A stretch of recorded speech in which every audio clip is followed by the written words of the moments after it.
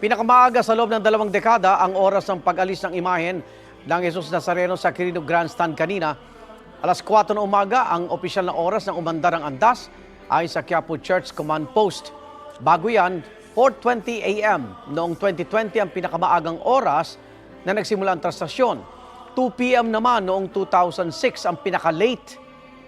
Kahit late nagsimula, yun naman ang pinakamabilis na prosesyon sa loob ng 2 dekada. Nakabalik ang andas sa simbahan ng Quiapo sa loob lang ng tinatayang 7 oras.